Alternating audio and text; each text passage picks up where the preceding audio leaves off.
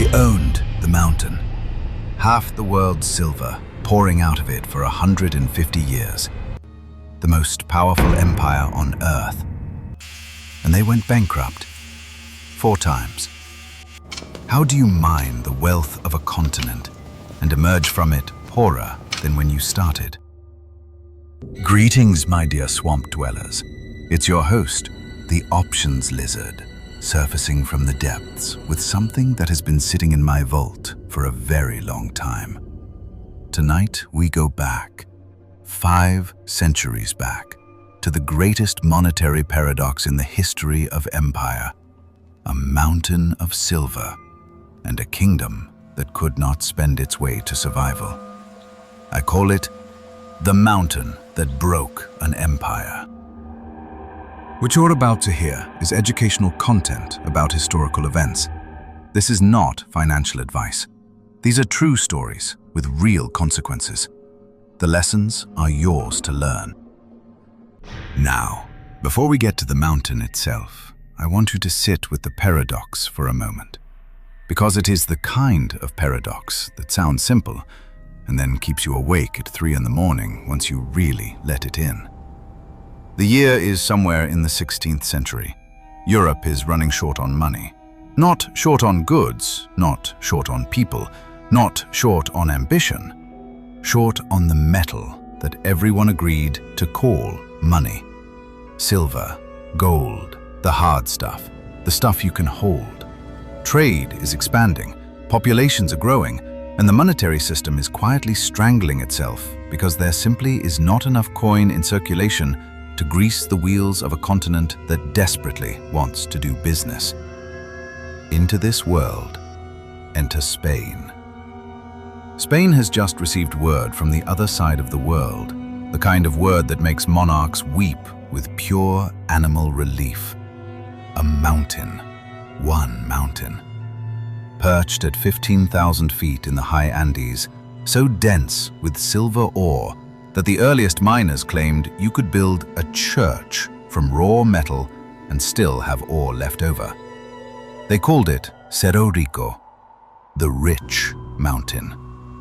And for once in the long, embarrassing history of human naming conventions, it was not an exaggeration. What followed should have been the greatest economic triumph in recorded history.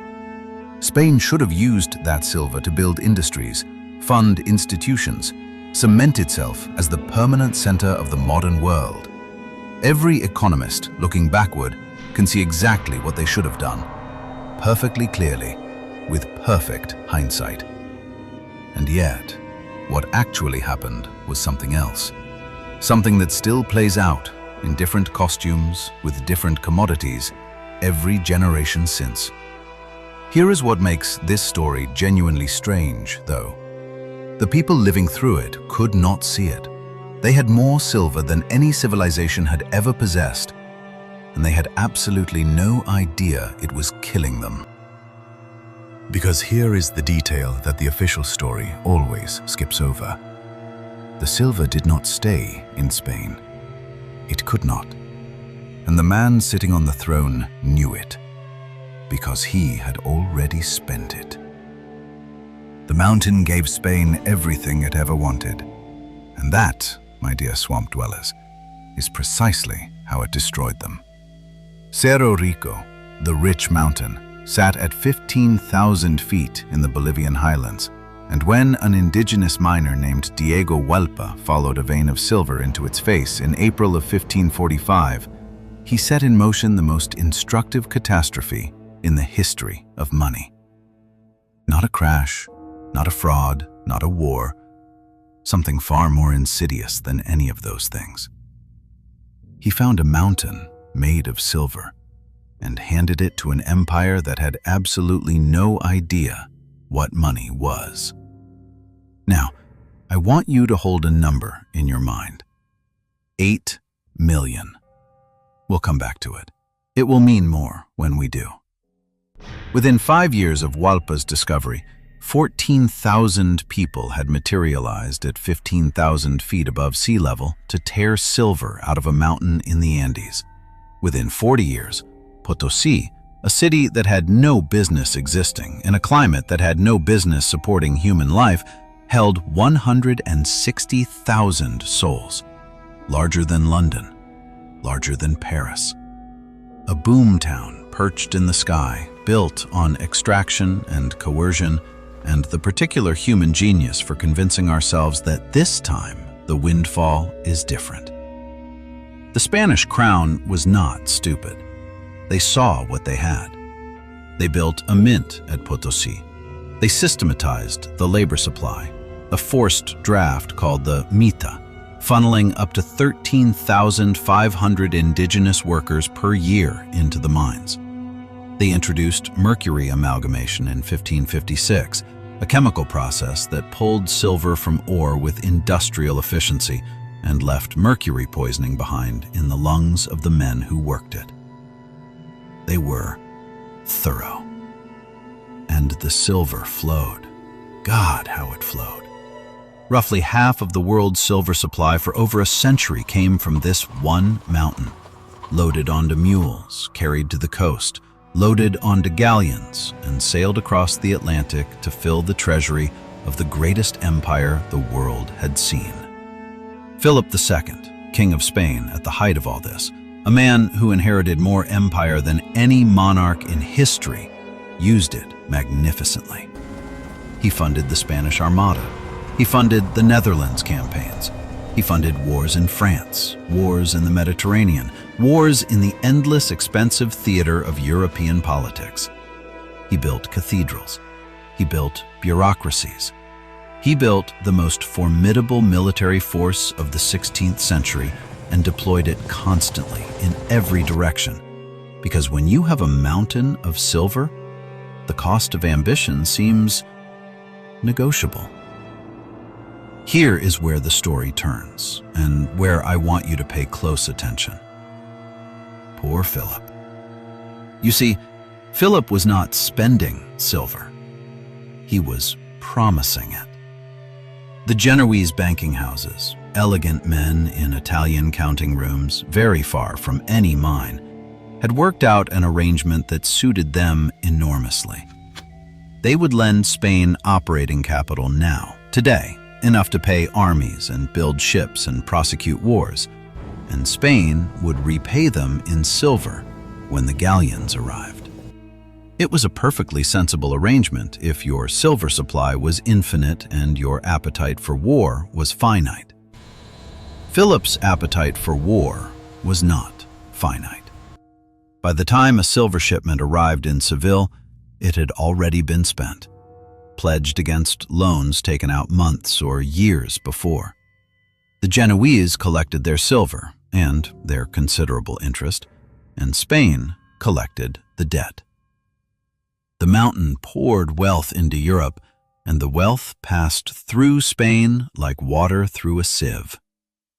1757, Philip II declares bankruptcy, the richest king on earth, sitting atop the world's greatest silver mine, cannot meet payroll. Then again in 1560, again in 1575, again in 1596.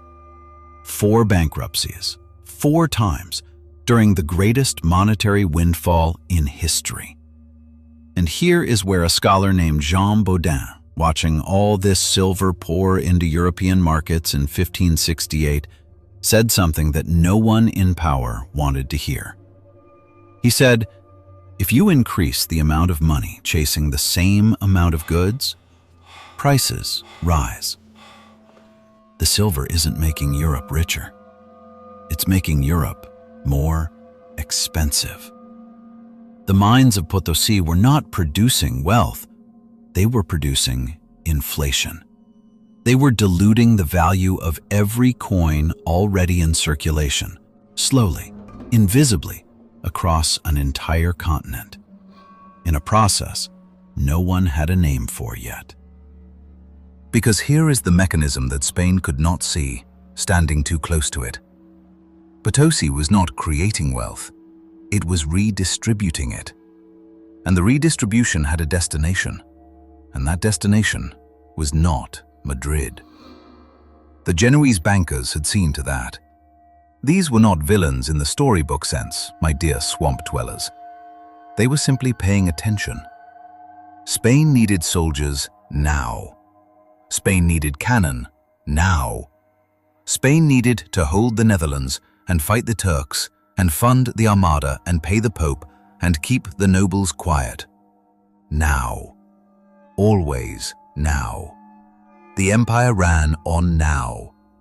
And the silver was 3 months away on a ship.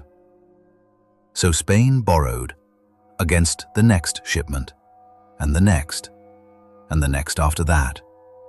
The Genoese fronted the capital, took the delivery contracts, and extracted their margin with the quiet efficiency of men who understood that the man sitting on the mountain does not always own what comes out of it. Poor Philip. He was not stupid.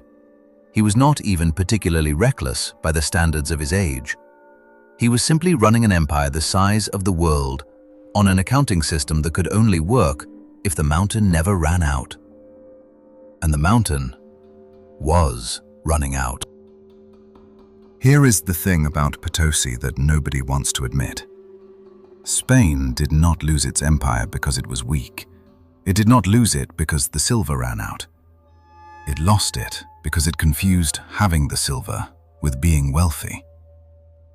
And the moment you understand that confusion, you start to see it everywhere. More money chasing the same goods means higher prices. That is all. That is the whole mechanism. The quantity theory of money, articulated while the mountain was still producing, while Philip II was still spending, while Spain still believed it was the richest nation on earth. He was right.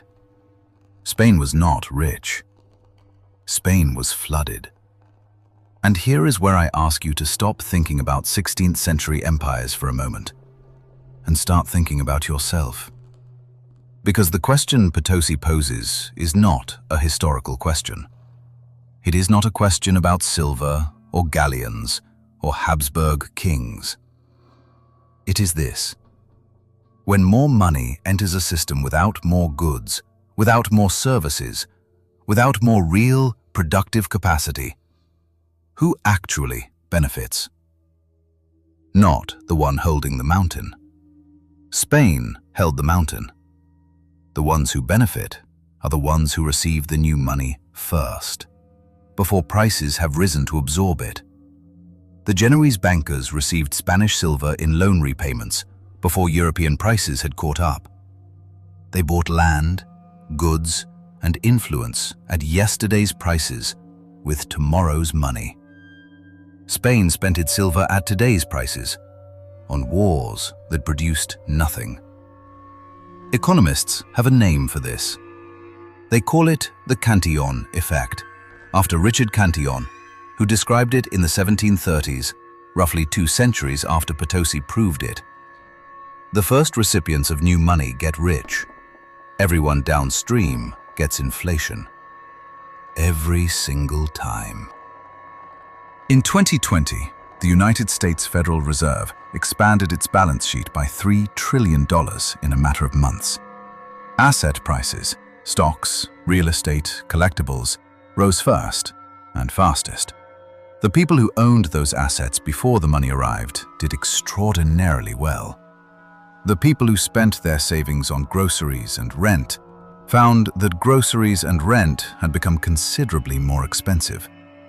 Nobody called it the Cantillon effect, but Potosí would have recognized it immediately.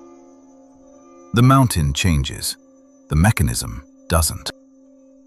Here is the pattern, because it is a pattern. The people who hold the resource are rarely the people who benefit from it.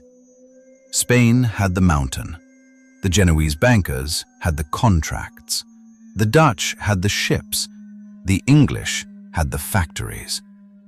And 8 million human beings had the mines. You know what they got for it. This repeats. It has always repeated. The petrostate that pumps and wakes up one morning with empty institutions and full pipelines going nowhere. The economy flooded with printed currency that finds its way, inevitably, to the hands that were already holding things. The windfall that becomes the trap. The mountain does not make you rich. What you do with the mountain makes you rich. And if the answer is, spend it faster than it arrives, borrow against it before it's extracted, and go to war with it before you've counted it, well, the mountain will run out before the debts do. It always does. If this story made you think, you know what to do. Subscribe to Tales from Wall Street. Hit the bell. Leave a comment. Tell me which story you want next. Because there are 1,000 more where this one came from. And I'll be here, waiting. I'm the Options Lizard. These have been Tales from Wall Street. I suppose you could say Spain's golden age was never really golden.